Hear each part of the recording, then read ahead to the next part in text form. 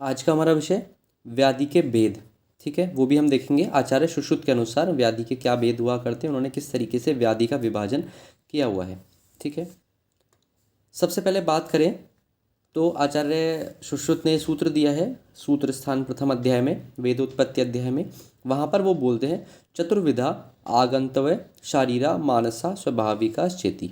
ठीक है, कि व्याधि जो होती है वो चार प्रकार की हुआ करती है। चार प्रकार भी किस तरीके से, उसमें वो बोलते हैं आगंतव्य यानी आगंतुक,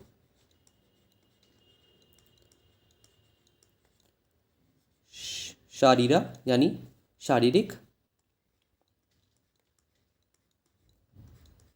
उसके अलावा मानसा यानी मानसिक, और लास्ट में आता है फिर स्वाभाविका। ठीक है, यानी स्वाभाविक।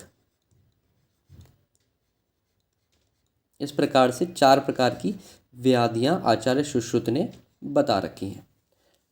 अब बात करते हैं कि इन चारों प्रकार में किस किस तरीके के लक्षण मिलते हैं, या फिर ये होती क्या है ना। इसमें किसको हम कंसीडर करेंगे कि कौन सी जो व्याधि है वो आगंतुक है, कौन सी व्याधि शारीरिक है, कौन सी व्याधि मानसिक है, या फिर कौन सी स्वाभाविक है।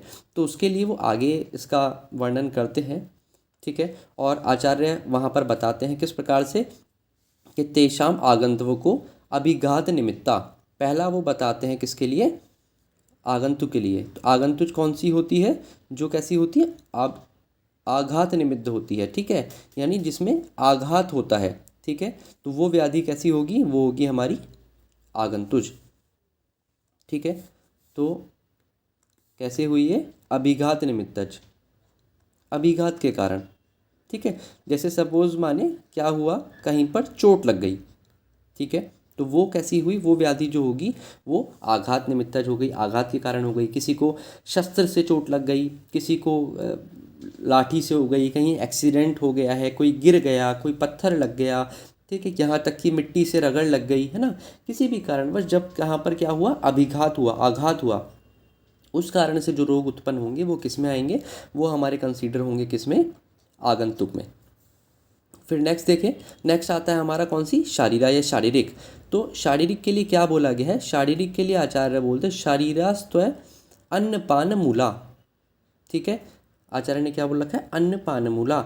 यानी इसमें क्या होता है, ये जो व्याधियाँ होती हैं, शारीरिक व्याधियाँ होती हैं, वो बेसिकली किस तरीके से कि जो हमारा अन्नपान होता है, यानी आहार जो है हमारा, जो भी हम खाते पीते हैं, ठीक है, उसके हीन योग, मिथ्या योग या अयोग के कारण, यानी इनका जो मूल होती है ना, शारीरिक व्याधियों का जो मूल है वो क्या है, वो हमारा अन्नपान हुआ करता है।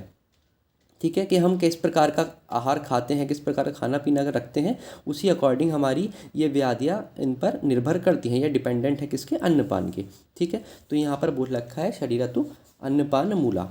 फिर वो आगे आचार्य बताते हैं, क्या बताते हैं कि वात पित्त कफ शोणित सन्निपात वैषम्य निमित्ता, कि ये जो व्याधियाँ होती हैं उससे किस वजह से होती हैं, कि जो भी हमने अन्न पान किया, जैसा भी आहार हम खाएंगे है ना, जैसा भी खाना पीना खाएंगे, उसके कारण जो भी हमारे दोषों में विषमता आती है, चाहे वो वातिक दोष हो, पित्त है, कफ है, रक्त है, या फिर इनका सन्निपात है ना, इनका कॉम्बिनेशन के फॉर्म में, ठीक है, उत्पन्न होने वाले जो रोग होते हैं वो कैसे होते हैं, वो शारीरिक रोग कहलाया करते हैं। तो बेसिकली जो वातिक, पैतिक है ना, कौन कौन से, वातज, पित्तज, कफज, रक्तज अथवा सन्निपातज जो रोग हैं, जिनका कारण क्या है, हमारा अन्नपान, तो वो जो व्याधियाँ होती हैं वो कौन सी होती हैं, शारीरिक व्याधियाँ उनको बोला गया है। फिर नेक्स्ट आता है हमारा कौन सा, मानसिक व्याधि। मानसिक व्याधि के लिए क्या बोलते हैं आचार्य, आचार्य बोलते हैं मनस्तु क्रोध, शोक, भय, हर्ष, विषाद, ईर्ष्या, अभ्यसूया और मनोदैन्य है ना, यानी दैन्य की बात चल रही है यहाँ पर, मात्सर्य, काम, लोभ, प्रभत्ते यानी एग्जेक्ट्रा, इच्छा, द्वेष, भेद भवंती।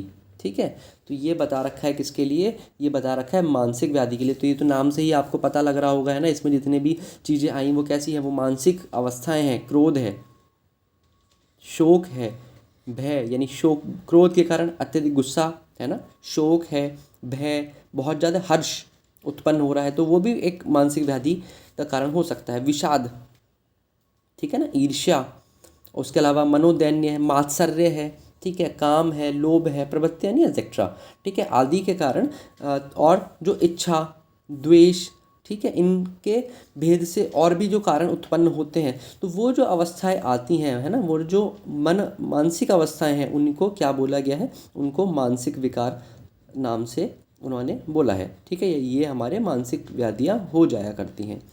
ठीक है, और लास्ट में आता है हमारा कौन सा, लास्ट में बात करें तो लास्ट में आया करता है स्वाभाविक। तो उसमें बोलते हैं स्वाभाविकास्तु शुद्ध पिपासा जरा मृत्यु निद्रा प्रकृत्य।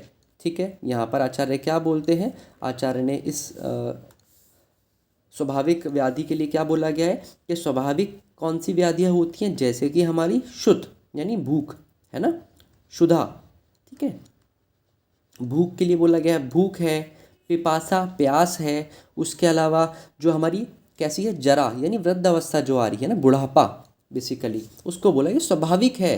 ठीक है ना, ये जो अवस्था आती है स्वाभाविक है। मृत्यु होना स्वाभाविक अवस्था है। ठीक है, दुख तो पहुँचाएगी, इसी वजह से व्याधि है ना, क्योंकि आचार्य इसी में स्टार्टिंग में बोलते हैं तद दुख संयोग व्याधि उच्यन्ते, है ना, तो दुख पहुँचाती हैं। उसके अलावा निद्रा आदि जो है वो हमारी कैसी बता रखी है, स्वाभाविक बता रखी है। तो ये हमारे थे व्याधि के 4 भेद आचार्य सुश्रुत के अकॉर्डिंग।